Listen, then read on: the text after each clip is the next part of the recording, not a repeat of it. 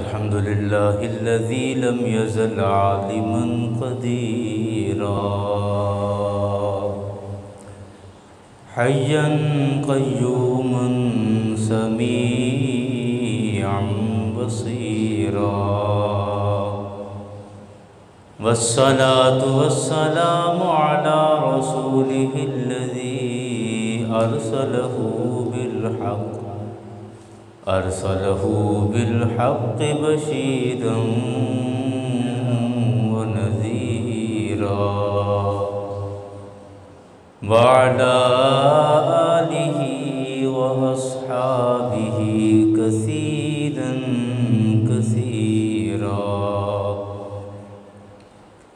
أما بعد فأعوذ بالله من الشيطان الرجيم بسم الله الرحمن الرحيم يا أيها الذين آمنوا كتب عليكم الصيام كما كتب على الذين من قبلكم لعلكم تتقون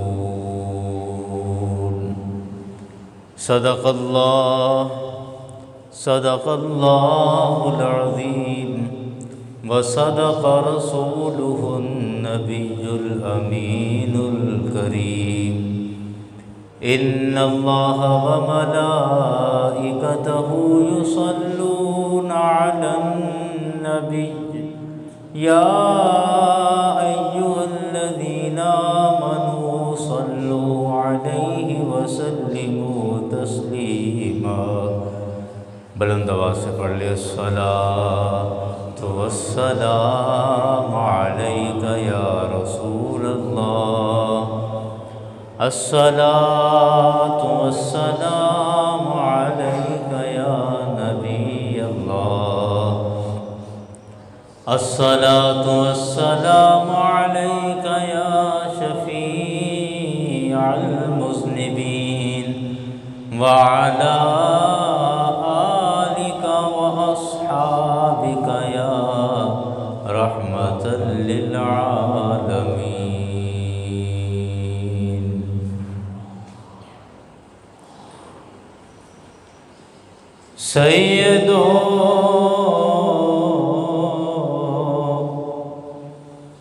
سیدو سرور محمد نور جان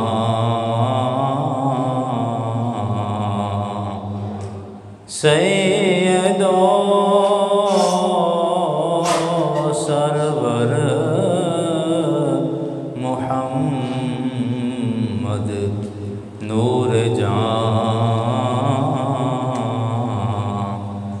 مہتر و بہتر شفیع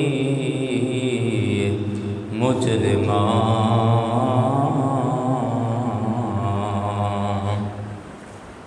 شاہ باز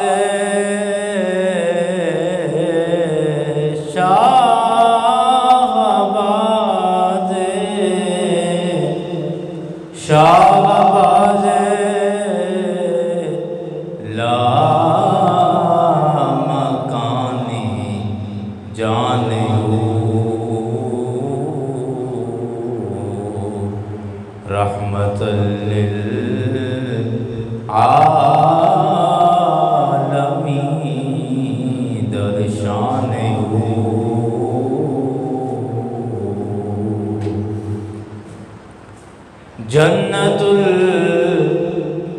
جنت الفردوس کوئے مصطفیٰ جنت الفردوس کوئے مصطفیٰ حسن مطلق ہست روئے مصطفیٰ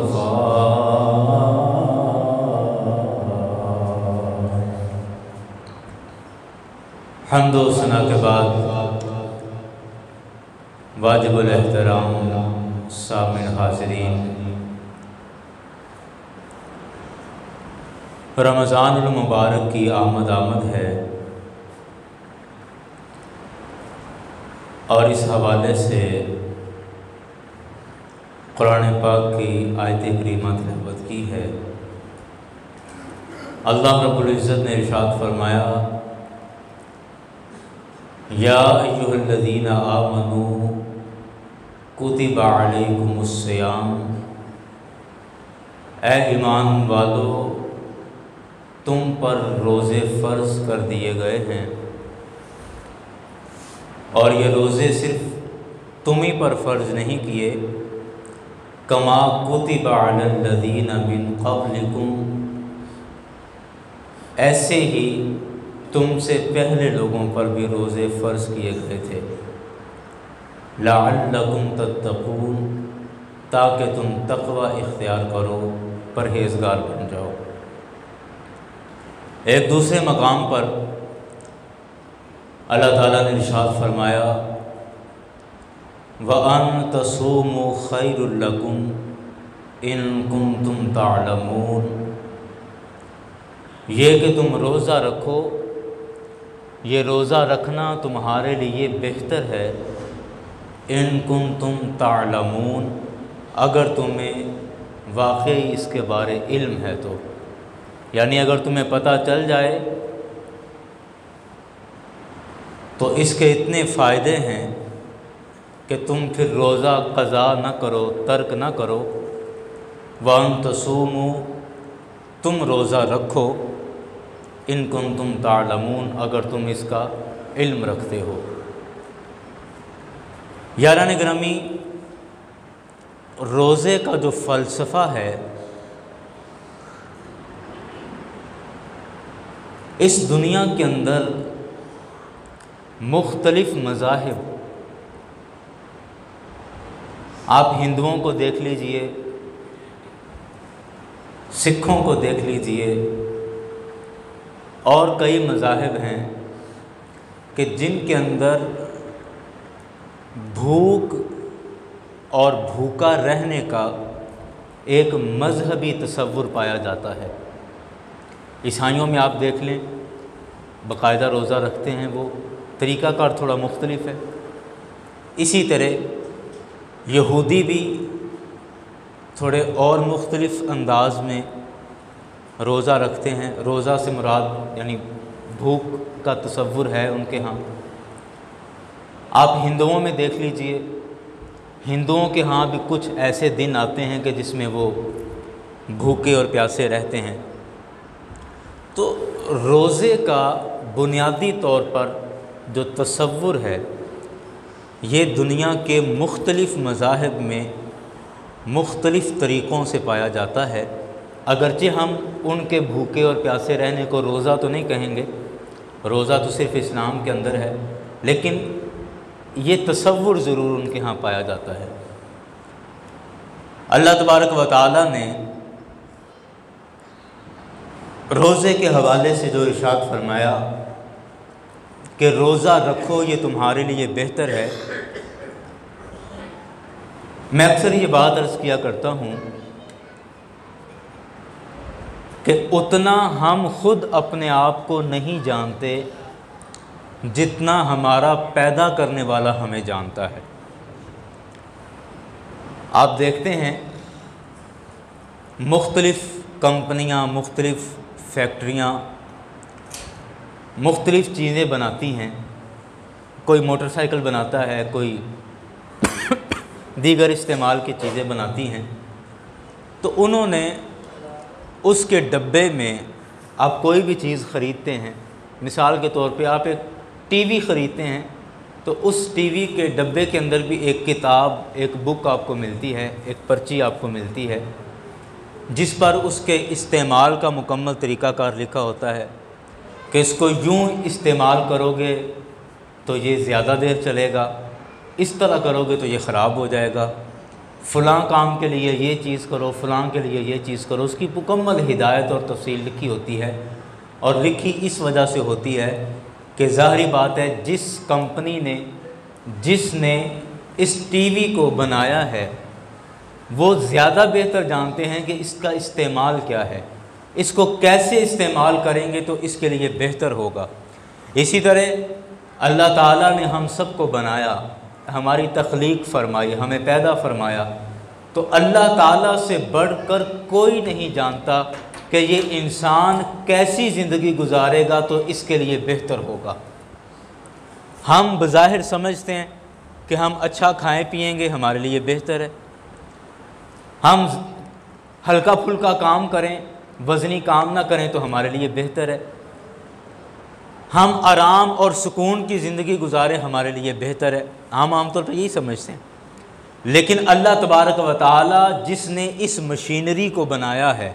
اس انسان کو تخلیق فرمایا ہے، وہ رب سب سے بہتر جانتا ہے کہ یہ انسان کس طرح زیادہ بہتر ہو سکتا ہے، کس طرح زیادہ اچھی زندگی گزار سکتا ہے۔ اس لیے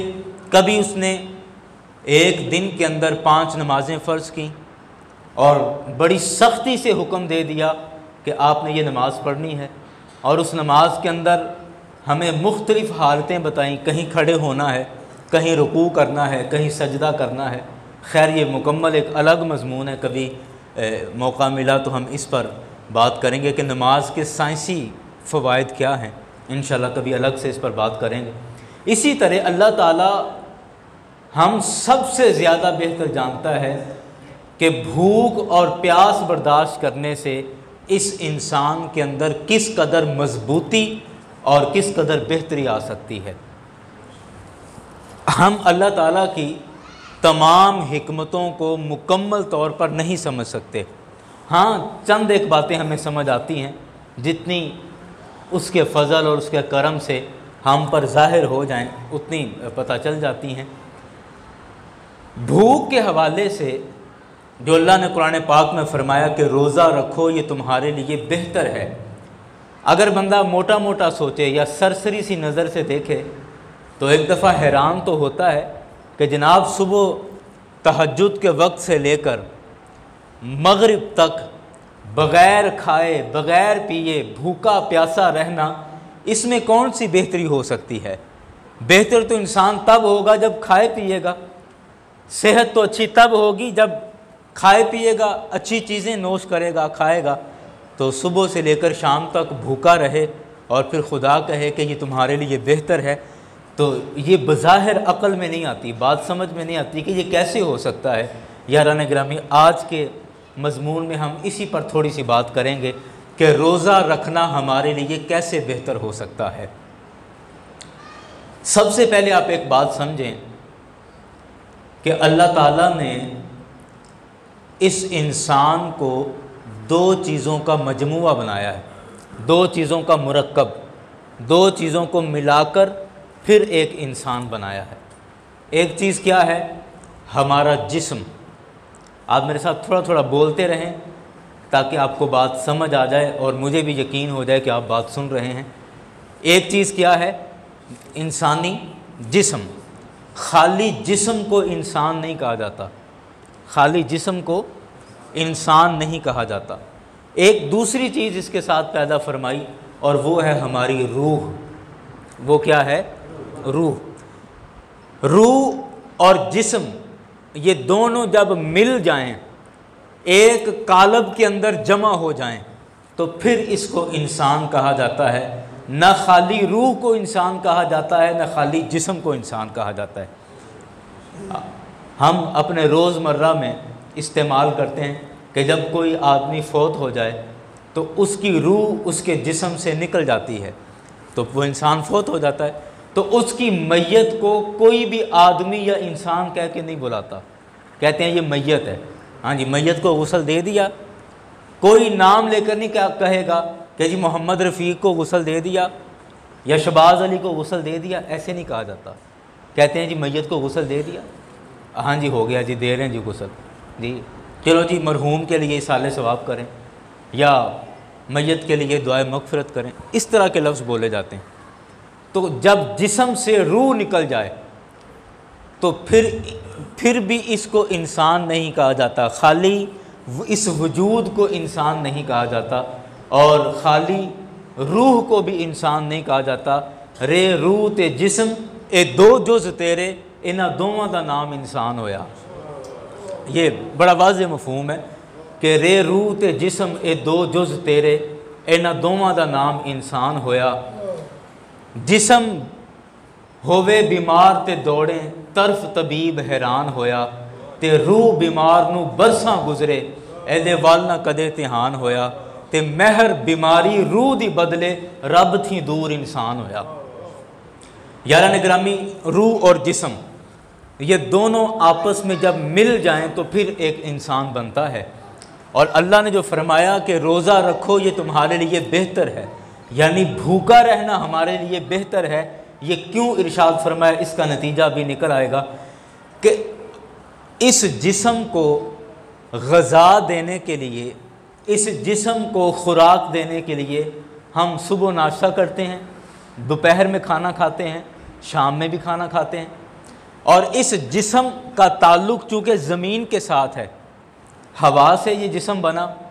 آگ سے بنا، مٹی سے، پانی سے یہ جسم بنا، اور ان تینوں چاروں چیزوں کا تعلق زمین کے ساتھ ہے۔ اسی لیے اللہ تعالیٰ نے اس جسم کی غذا کا انتظام بھی زمین سے ہی کیا ہے۔ جسم کا تعلق زمین کے ساتھ ہے تو اس کی غذا، اس کی خوراک کا انتظام بھی اللہ نے زمین سے ہی کیا ہے۔ ہم جو بھی کھانا کھاتے ہیں وہ بالواسطہ یا بلا واسطہ زمین سے ہی اگ کے آتا ہے، زمین کی پیداوار ہے۔ آپ روٹی کھائیں، زمین سے پیدا ہوئی، چاول کھاتے ہیں، زمین سے پیدا ہوئے، یہاں تک کہ ہم بیکری کی چیزیں بھی اگر گننا شروع کریں تو وہ بھی میدے سے بنتی ہیں اور وہ بھی زمین کی ہی پیداوار ہے، گندم کی ایک قسم ہے۔ تو لہٰذا ہم جو بھی اپنے جسم کے لیے استعمال کرتے ہیں، جسم کو صحت مند کرنے کے لیے، جسم کو طاقتور اور توانا رکھنے کے لیے ہم جو بھی چیزیں استعمال کرتے ہیں اس کا تعلق زمین کے ساتھ ہے، چونکہ ہمارے جسم کا تعلق بھی زمین کے ساتھ ہے، اور ہمارے جسم نے دفن بھی زمین کے اندر ہی ہونا ہوتا ہے۔ کبھی کسی نے روح کو دفن نہیں کیا، جسم کو دفن کیا جاتا ہے اور وہ بھی زمین کے اندر ہی دفن کیا جاتا ہے۔ اچھا، اب ہم اپنے جسم کو غذا دیتے ہیں، پورا سال ہم کھاتے پیتے ہیں، جسم صحت مند کر رہے ہیں، طاقتور کر رہے ہیں، توانا کر رہے ہیں، اور اس کو اور اگر تفصیل سے دیکھیں تو ہمارے کئی نوجوان دوست احباب وہ باقاعدہ اپنا جسم بنانے کے لیے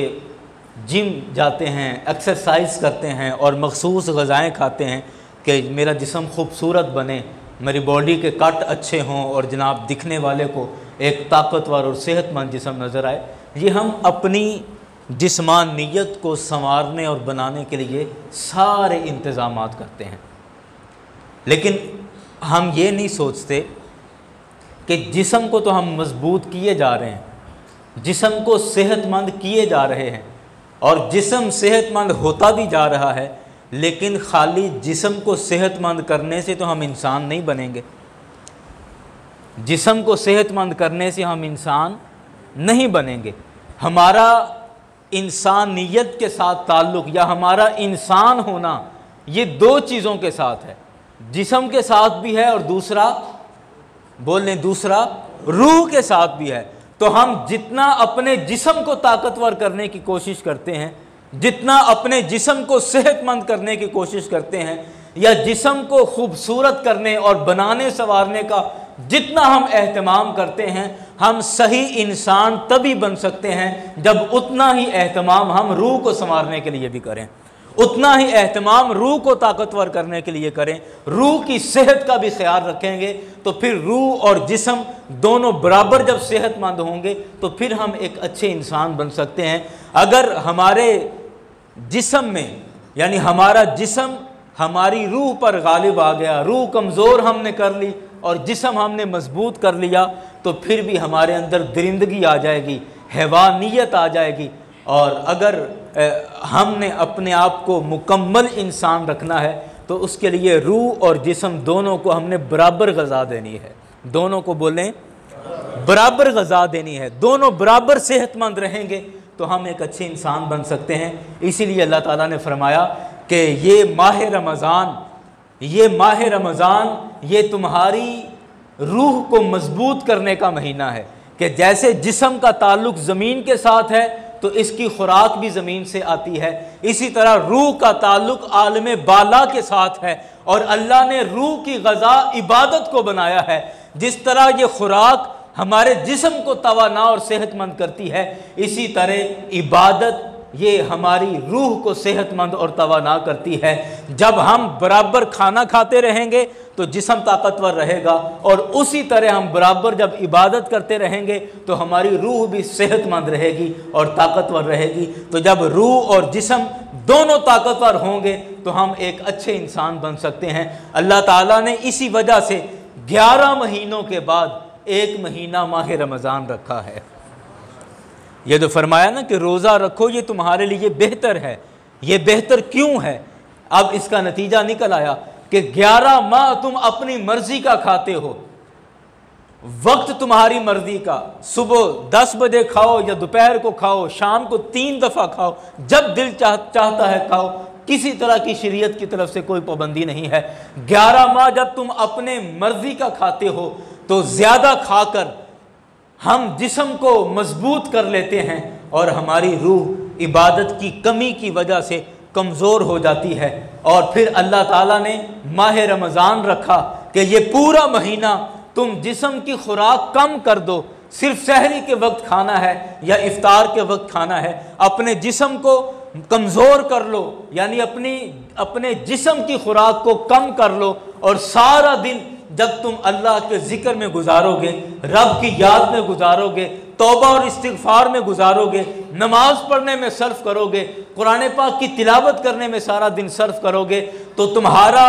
زیادہ دن وہ عبادت کے اندر گزرے گا، اور تمہارے جسم کی خوراک کم ہو کر روح کی خوراک زیادہ ہو جائے گی، تو پورے سال کی جو کمی ہے وہ ماہ رمضان میں آ کر پوری ہو جائے گی، اور جو تمہارے جسم کے اندر حیوانیت اور درندگی بھر جاتی ہے روزے رکھنے سے، وہ تمہاری درندگی ختم ہو جائے گی، اور اللہ تعالیٰ تمہاری انسانیت کو مضبوط فرما دے گا۔ اس لیے فرمایا کہ وَأَن تَصُومُوا خَيْرٌ لَكُمْ، تم روزہ رکھو، یہ روزہ رکھنا تمہارے لیے بہتر ہے، اور ساتھ یہ بھی فرما دیا ان کنتم تعلمون، اگر تمہیں اس بات کا علم ہے، اگر تمہیں پتہ چل جائے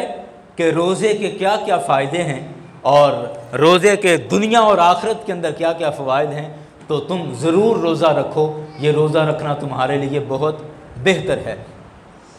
وہ کسی نے کہا کہ ہم جو انسانوں کی تہذیب لیے پھرتے ہیں، ہم جو انسانوں کی تہذیب لیے پھرتے ہیں، ہم سا وحشی کوئی جنگل کے درندوں میں نہیں۔ تو یہ جو ہمارا نفس ہمارے اوپر غالب آ جاتا ہے، ہمارا گناہ کرنے کا مادہ نیکی پر جو غالب آ جاتا ہے، یہ صرف اسی وجہ سے ہے کہ ہم اپنے جسم کو غذا دیتے ہیں لیکن اپنی روح کو غذا نہیں دیتے، اور یہی وجہ ہے یہ تجرباتی بات ہے کہ آپ محسوس کرتے ہیں کہ ماہ رمضان کے اندر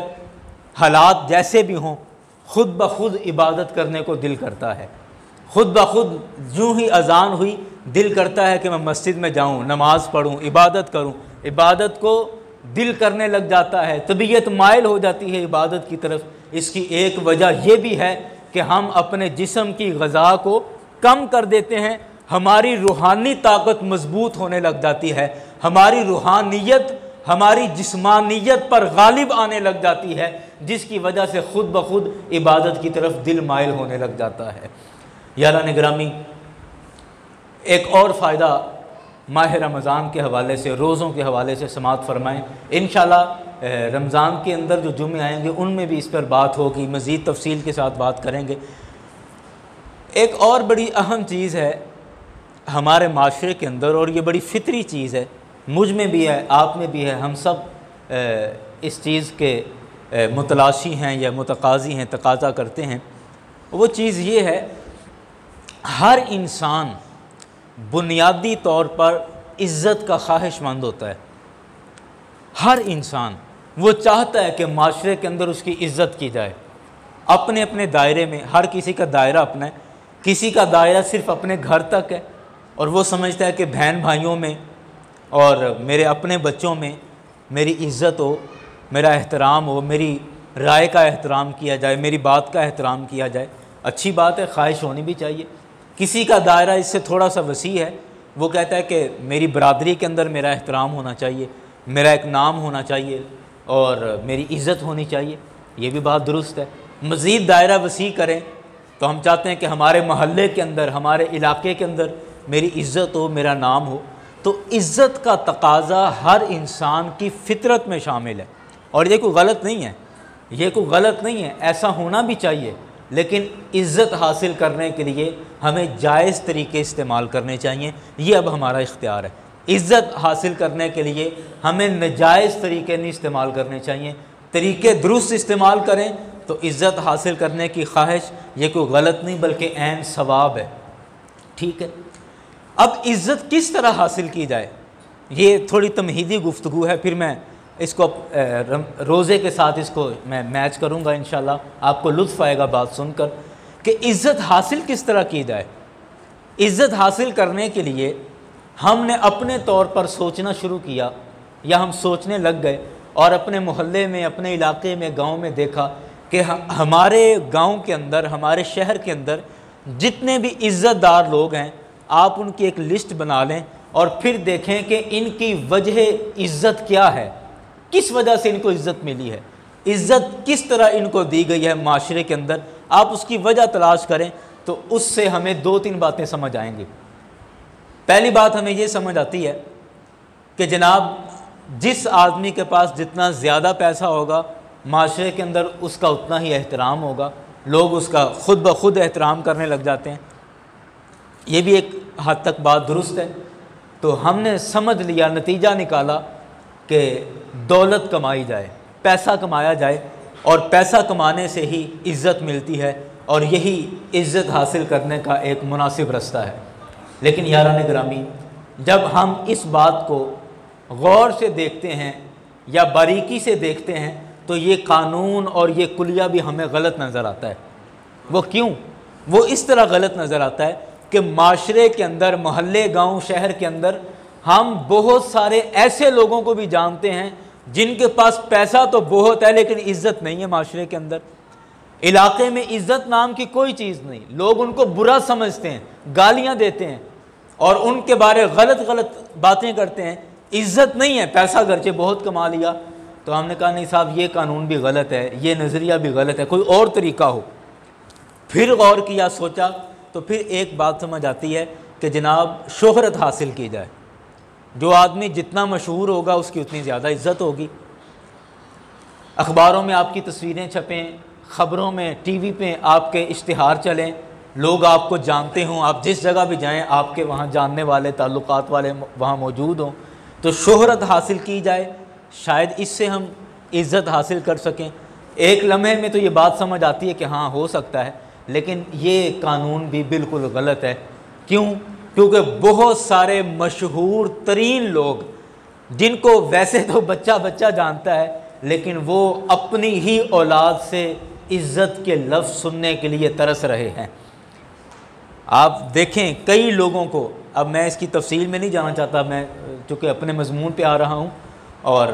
آپ اپنے طور پہ غور کیجئے گا کہ جتنے مشہور لوگ ہیں پاکستان کے اندر جن کو پوری دنیا جانتی ہے، آپ ان کی فیملی میں یا ان کی جو گھریلو زندگی ہے، آپ کبھی کسی انٹرویو میں یا کسی آرٹیکل میں آپ اس کو پڑھ کے دیکھیں، آپ کو سمجھ آ جائے گی کہ گھریلو طور پر یہ کتنا ترسا ہوا انسان ہے عزت کے لفظ سننے کے لیے۔ تو شہرت بھی کوئی عزت حاصل کرنے کی وجہ نہیں، دولت بھی کوئی عزت حاصل کرنے کی وجہ نہیں۔ پھر اگر اس سے عزت ملتی بھی ہے تو وہ ایک عارضی سی عزت ہوگی اور وہ ایک مستقل عزت نہیں ہو سکتی۔ تو پھر ہم غور کرتے ہیں، تو پھر غور کریں کہ عزت حاصل کرنے کا بہترین طریقہ کون سا ہے، ایسی عزت جو دنیا میں بھی ہمیں عزت دار کر دے اور آخرت میں بھی ہمیں عزت دار کر دے، جو لوگوں کی نظر میں بھی ہمیں عزت دار کرے اور رب کی نظر میں بھی ہمیں عزت دار کرے، اور وہ عزت عارضی چند دنوں کی عزت نہ ہو بلکہ وہ ایسی ہمیشہ کی عزت ہو کہ اس عزت سے قیامت والے دن بھی ہمیں عزت کے ساتھ پکارا جائے میدان معاشر میں۔ ایسا کوئی طریقہ یقیناً قرآن پاک کے علاوہ ہمیں کوئی نہیں بتا سکتا۔ تو قرآن پاک نے بڑے خوبصورت انداز میں عزت حاصل کرنے کا طریقہ بتایا ہے کہ اے میرے لوگو، اگر تم عزت حاصل کرنا چاہتے ہو، اور ایسی عزت جو مستقل عزت ہو، اس دنیا کے اندر بھی اور آخرت کے اندر بھی، لوگوں کی نظر میں بھی، خدا کی نظر میں بھی، اور ہمیشہ کی اگر تم عزت حاصل کرنا چاہتے ہو، تو اللہ تبارک و تعالیٰ نے 26ویں پارے میں سورہ حجرات کے اندر اس کا ایک اصول بیان فرما دیا، قانون بیان فرما دیا۔ اللہ نے فرمایا ان اکرمکم عند اللہ اتقاکم، کہ بے شک تم میں سب سے زیادہ عزت دار، سب سے زیادہ عزت والا، اگر کوئی رب کی بارگاہ میں جس کی عزت ہے، وہ وہی انسان ہے جس کا تقوی سب سے زیادہ ہے۔ بات سمجھ گئے کہ جس کا تقوی سب سے زیادہ ہے، پرہیزگاری جس کی سب سے زیادہ ہے، وہ سب سے زیادہ عزت دار ہے۔ ان اکرمکم عند اللہ اتقاکم، بے شک تم میں سب سے زیادہ عزت دار اللہ کی بارگاہ میں وہ ہے جس کا تقوی سب سے زیادہ ہے۔ جتنا تقوی بڑھتا چلا جائے گا، رب کی بارگاہ میں اس بندے کی عزت بڑھتی چلی جائے گی۔ اور حدیث شریف میں آتا ہے، اللہ تبارک و تعالیٰ نے ارشاد فرمایا، میرے کریم آقا کا فرمان ہے، حدیث قدسی ہے، کہ اللہ تعالیٰ ارشاد فرماتا ہے کہ جب اللہ کو کسی بندے سے محبت ہو جاتی ہے، یہ حدیث سنیے گا، بڑے ایمان افروز حدیث ہے۔ مفہوم اس کا یہ ہے کہ جب اللہ، سرکار فرماتے ہیں کہ جب اللہ تعالیٰ کو کسی بندے سے محبت ہو جاتی ہے تو اللہ تعالیٰ فرشتوں میں اعلان فرماتا ہے کہ اے میرے فرشتوں، مجھے فلاں بندے سے محبت ہو گئی ہے، اب کرنا کیا ہے؟ اللہ فرماتا ہے اے فرشتوں، اب تم بھی اس بندے سے محبت کرنا شروع کر دو۔ مجھے اس سے محبت ہو گئی ہے، اب تم بھی اس سے محبت کرو۔ اب وہ محبت جب اس سے آگے بڑھ جاتی ہے، اس سے زیادہ ہوتی ہے، اگلے درجے پر آ جاتی ہے، اللہ تعالیٰ فرشتوں کو حکم فرماتا ہے اے فرشتوں، زمین پر چلے جاؤ، زمین پر چلے جاؤ اور جا کر لوگوں میں اعلان کر دو، صدا دے دو لوگوں میں کہ اے لوگوں سن لو کہ فلاں شخص ہے کہ رب کو جس سے محبت ہو گئی ہے، رب اس شخص سے محبت کرنے لگا ہے۔ اب تمہارے لیے حکم یہ ہے کہ جس طرح رب اس شخص کے لیے محبت کرتا ہے، تم بھی اس شخص سے محبت کرنا شروع کر دو۔ اب غیبی طور پر لوگ اس آواز کو سنتے ہیں اور ان کے دلوں میں قدرتی طور پر اس شخص کے لیے محبت پیدا ہو جاتی ہے، اس شخص کے لیے۔ اور اس کی بڑی آسان سی مثال میں اکثر عرض کرتا ہوں، جس کا ہمیں تجربہ بھی ہے اور وہ ہمیں سمجھنی آسان ہو جائے گی۔ آپ مجھے بتائیں، آپ سارا باہر تک مجمع بیٹھا ہے، آپ مجھے بتائیں کہ آپ میں سے یہاں جتنے لوگ بیٹھے ہوئے ہیں، مجھے بتائیں حضرت داتا گنج بخش رحمۃ اللہ علیہ، حضرت داتا علی حجویری رحمۃ اللہ علیہ، ان کے رشتہ دار یہاں پر کتنے بیٹھے ہوئے ہیں؟ ہاں جی، کوئی بھی نہیں، ٹھیک ہے۔ اب مجھے بتائیں کہ ان سے محبت کرنے والے کتنے ہیں؟ بول رہے ہیں۔ اب تیسری بات یہ ہے کہ ان سے محبت کیوں ہو گئی؟ آپ ان کے ساتھ کوئی سکول پڑھتے رہیں، مدرسہ پڑھتے رہیں، کوئی رشتہ داری ہے، کوئی لین دین رہا ہے، کوئی برادری کا تعلق ہے، محلے داری ہے، پھر ان سے محبت کیوں ہے آپ کو؟ آپ نے ان کو دیکھا ہے، جانتے ہیں ان کو، کبھی ملے ہیں ان سے، پھر محبت کیوں ہے؟ یہ اس حدیث کا مطلب سمجھ آ گیا ہوگا، نتیجہ نکل آیا، محبت کیوں ہے ان سے؟ دیکھا نہیں، جانتے نہیں، رشتہ داری نہیں، کوئی کاروباری تعلق نہیں، ساتھ رہے نہیں، ساتھ کھایا پیا نہیں، کچھ بھی نہیں ظاہر تعلق ہمارا ان کے ساتھ، لیکن اس کے باوجود ان سے محبت ہے۔ یہ محبت کیوں ہے؟ یہ محبت اسی وجہ سے ہے کہ اللہ کو جس سے محبت ہو جاتی ہے، اللہ فرشتوں میں اعلان فرما دیتا ہے، فرشتے بھی محبت کرنے لگ جاتے ہیں۔ پھر جب محبت اور بڑھ جاتی ہے، اللہ فرشتوں سے کہتا ہے کہ اب تم بندوں میں اعلان کر دو کہ اللہ کو فلاں شخص سے محبت ہو گئی ہے، تم بھی اس سے محبت کرو۔ تو وہ فرشتے جب اعلان کرتے ہیں تو بندوں کے دلوں میں قدرتی طور پر اس بندے کی محبت پیدا ہو جاتی ہے۔ تو پتہ چلا کہ جس بندے کی رب کی بارگاہ میں عزت ہو گئی، رب جس سے محبت کرنے لگ گیا، جب رب جس بندے کی عزت کرنے لگ گیا تو ساری کائنات پھر اس بندے کی عزت کرنے لگ جاتی ہے. ساری کائنات اس بندے کی عزت کرتی ہے، رب جس کی عزت کرنے لگ جاتا ہے. اور اللہ نے اپنی بارگاہ میں عزت حاصل کرنے کا کیا اصول بیان فرمایا؟ فرمایا ان اکرمکم عند اللہ اتقاکم، بے شک تم میں سب سے زیادہ رب کی بارگاہ میں عزت والا وہ ہے جس کا تقوی سب سے زیادہ ہے. تقوی حاصل کرتے جاؤ، رب کی بارگاہ میں تمہاری عزت بڑھتی جائے گی، بڑھتی جائے گی. اور جب رب کی بارگاہ میں عزت بڑھ گئی تو پھر انشاءاللہ مخلوق کے نزدیک بھی تمہاری عزت بڑھتی چلی جائے گی. اچھا، اب اس ساری گفتگو کا روزے سے کیا تعلق ہے؟ ساری گفتگو کا روزے سے کیا تعلق ہے؟ بڑا خوبصورت تعلق ہے، اور یہ تعلق خود قرآن نے بیان کیا ہے. بڑا خوبصورت تعلق ہے. وہ تعلق یہ کہ رب کی بارگاہ میں عزت حاصل کرنے کا ذریعہ کیا ہے؟ تقوی. کیا ہے؟ بولیں، بولے سارے بولے، کیا ہے؟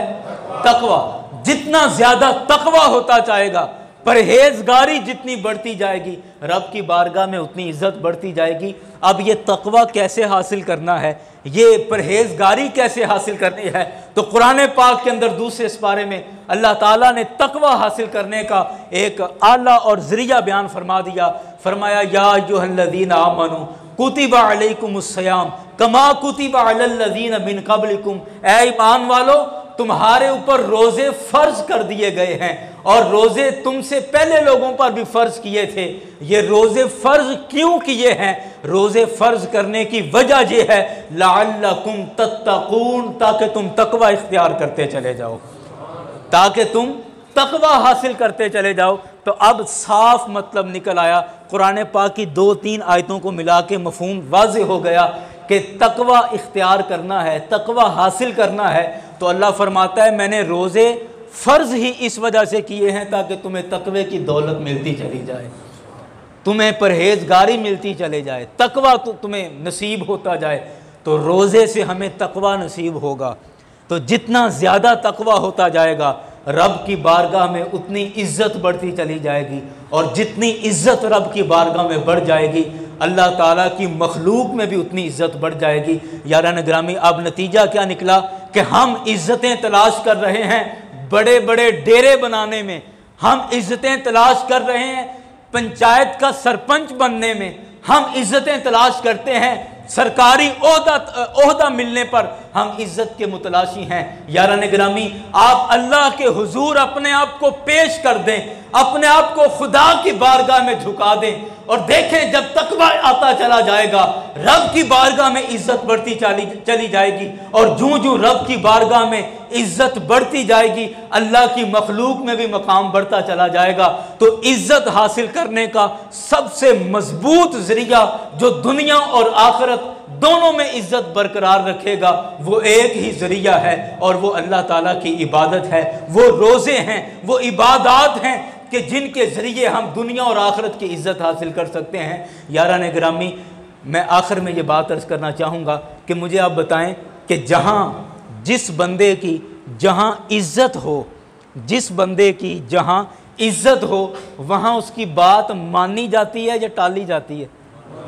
ہاں جی، آپ میں اگر کسی بندے کا کوئی تھانے میں اچھا تعلق ہے تو مجھے بتائیں، آپ جائیں گے تو تھانے دار آپ کو واپس لوٹا دے گا یا آپ کی بات سنے گا، مانے گا؟ جہاں عزت ہو، جہاں احترام ہو، وہاں بات ٹالی نہیں جاتی، وہاں بات مانی جاتی ہے، وہاں بات قبول کی جاتی ہے. تو یاران گرامی سوچو کہ جب رب کی بارگاہ میں ہماری عزت بن گئی، رب کی بارگاہ میں ہمارا مقام بن گیا، رب کی بارگاہ میں ہماری عزت، ہمارا احترام بن گیا، تو پھر کل محشر کے دن جب رب کی بارگاہ میں ہم کوئی گزارش پیش کر دیں گے، کوئی سفارش کر دیں گے کہ یا اللہ یہ بھی میرا تعلق والا ہے، یا اللہ اس پر کرم فرما، یا اللہ یہ میری ماں ہے اس پر کرم فرما، یہ میرے والد ہیں اس کی بخشش فرما دے. تو آپ مجھے بتائیں کہ جب رب کی بارگاہ میں عزت ہوگی تو پھر رب کی بارگاہ میں کل محشر کے دن ہم اگر اپنے پیاروں کی سفارش کریں گے تو وہ سفارش قبول ہوگی یا رد ہوگی؟ ہائے ہائے ہائے، ہمیں سرکار کے سفارش کرنے پر بھی مروڑ اٹھ جاتے ہیں، بد ہضمیاں ہو جاتی ہیں کہ پتہ نہیں وہ بھی سفارش کریں گے کہ نہیں کریں گے۔ یاران گرامی غور کریں، اگر عام تقوی والا، عام پرہیزگار متقی مسلمان نیک انسان ہو تو اس کی رب کی بارگاہ میں عزت بن جاتی ہے اور وہ بھی اپنی باتیں منوا لیتا ہے، تو پھر امام الانبیاء کے مقام کو کون چھو سکتا ہے؟ سرکار کے مقام تک کون پہنچ سکتا ہے؟ یاران گرامی یہی وجہ ہے کہ جو اللہ کے نیک، اللہ کے پیارے، اللہ کے برگزیدہ لوگ ہیں، جب وہ رب کی بارگاہ میں کوئی التجا کر دیں، رب کی بارگاہ میں کوئی درخواست پیش کر دیں تو پھر وہاں عزت ہے، تو پھر اس درخواست کو رد نہیں کیا جاتا بلکہ قبول کر لیا جاتا ہے۔ اور پھر اس کا بڑا واضح مفہوم مشکوٰۃ شریف کے اندر حدیث ہے، اللہ تعالیٰ کے حبیب صلی اللہ علیہ وسلم نے ارشاد فرمایا کہ اللہ کے بعض بندے ایسے ہوتے ہیں کہ لو اقسم علی اللہ لابرأہ، کہ اگر وہ مچل جائیں اور رب پر کسی بات کی قسم کھا لیں تو اللہ ان کی قسموں کو پورا فرما دیا کرتا ہے۔ اللہ ان کی قسموں کو پورا فرما دیا کرتا ہے۔ خود میرے آقا نے فرمایا لو اقسم علی اللہ لابرأہ، کہ اگر وہ اللہ پر کسی بات کی قسم کھا لیں تو اللہ تعالیٰ ان کی قسموں کو پورا کر دیتا ہے، ان کی بات کو رد نہیں فرماتا۔ یہاں پر مشکوٰۃ شریف کی شرح کے اندر بڑی خوبصورت بات علامہ عطا محمد بندیالوی رحمۃ اللہ علیہ نے لکھی۔ آپ نے کہا کہ اگر ایک نیک اور صالح آدمی، بس گفتگو سمیٹ رہا ہوں، ایک نیک اور صالح آدمی رب کی بارگاہ میں کسی بات کی قسم کھا لے کہ یا رب کی بارگاہ میں کوئی گزارش کر دے کہ یا اللہ یہ میرا مرید ہے یا یہ میرا شاگرد ہے، میرا خدمت گزار ہے، میرے تعلق والا ہے، لیکن یا اللہ یہ بڑا گنہگار ہے، بڑا نافرمان ہے اور اب یہ اپنی گناہوں پر شرمندہ ہے، توبہ کرنا چاہتا ہے، یا اللہ اس کی توبہ قبول فرما اور اس کے پچھلے تمام گناہوں کو معاف فرما دے۔ اچھا، کسی بھی صالح آدمی نے، اللہ کے ولی نے، نیک آدمی نے اللہ کی بارگاہ میں یہ بات کر لی تو سرکار فرماتے ہیں کہ اگر وہ اللہ پر قسم کھا لیں تو اللہ اس بات کو پورا کر دیتا ہے، لأبرأہ، اللہ اس کی بات کو مکمل کر دیتا ہے۔ تو آپ مجھے بتائیں کہ اگر اس آدمی کی قسمت میں ہی ایسا لکھا تھا، اگر اس گنہگار کی قسمت میں لکھا تھا کہ ایک وقت آئے گا کہ اس کی یہ توبہ کر لے گا اور اس کی توبہ قبول ہو جائے گی، تو پھر اس حدیث میں جو میرے کریم آقا نے صالحین کی شان بیان فرمائی ہے اس کا پھر کیا مطلب ہوا؟ اس کا تو پھر کوئی معنی نہ نکلا کہ وہ تو قسمت میں ہی تھا، وہ نہ بھی پھر قسم کھائیں تو وہ تو ہونا ہی ہونا ہے۔ تو اس کا صاف مطلب ہے کہ ان کی قسمت میں کچھ اور لکھا تھا، لیکن جب اللہ کا نیک اور برگزیدہ بندہ کسی بات پر قسم کھا لیتا ہے تو اگر قسمت میں ویسا نہ بھی لکھا ہو، اللہ اس نیک آدمی کا لحاظ رکھتے ہوئے، اس نیک آدمی کا خیال کرتے ہوئے، اس کی بات کے احترام کے پیش نظر قسمت میں کچھ اور بھی ہو تو اللہ مقدر بدل دیا کرتا ہے، اور گنہگار سے گنہگار بھی کیوں نہ ہو اللہ توبہ قبول کر لیتا ہے اور نیکوں میں شامل فرما لیا کرتا ہے۔ یہ اس حدیث کا بڑا واضح مطلب ہے کہ اگر قسمت میں ہی ویسا تھا تو پھر تو قسم کھانے کا اور بات پوری کرنے کا کوئی تک نہیں بنتا۔ اور یہ جو سرکار نے جو شان بیان فرمائی، یہ مطلب تبھی واضح ہوتا ہے کہ قسمت میں کچھ اور تھا۔ خیر میں اس کی بڑی مثالیں بھی پیش کر سکتا ہوں، لیکن ہمارا وقت اپنے اختتام کو ہے۔ یاران گرامی، آج کی ساری گفتگو کا بنیادی طور پر یہ خلاصہ ہے کہ وَأَن تَصُومُوا خَيْرٌ لَكُمْ، قرآن نے جو بیان کیا کہ روزہ رکھو، یہ روزہ رکھنا تمہارے لیے بہتر ہے۔ ان کنتم تعلمون، اگر تمہیں اس روزے کا علم ہے تو یہ روزہ رکھنا بہت بہتر ہے۔ اس کی دو مثالیں میں نے آپ کے سامنے پیش کی۔ پہلی مثال کہ روزہ رکھنے سے انسان کی روح طاقتور ہوتی ہے، اور سارا سال خوراک کھانے سے، غذا کھانے سے ہمارا جسم طاقتور رہتا ہے، روح ہماری کمزور ہو جاتی ہے، اور جب ماہ رمضان میں پورا مہینہ ہم روزے رکھتے ہیں تو روح کو بھی غذا ملتی ہے اور پھر جسم اور روح دونوں طاقتور ہو جاتے ہیں، اور یہ آدمی، یہ ڈھانچہ مکمل انسان بن جاتا ہے۔ ایک بات، اور دوسری بات آج کی تقریر میں یہ بیان ہوئی ہے کہ عزت حاصل کرنے کا سب سے بہترین طریقہ اللہ کی عبادت ہے، اور اس میں اسپیشلی اللہ نے ارشاد فرمایا کہ روزہ رکھو اور یہ روزہ تمہارے اوپر اسی لیے فرض کیا ہے لعلکم تتقون، تاکہ تم پرہیزگار بن جاؤ۔ تو روزہ عزت حاصل کرنے کا بہترین ذریعہ ہے۔ انشاءاللہ اگلے جمعے میں اسی پر مزید بات کریں گے۔ اللہ تعالی ہم سب کو اس مقدس مہینے کا احترام کرنے کی توفیق عطا فرمائے اور اس سے مکمل فیض یاب ہونے کی توفیق عطا فرمائے۔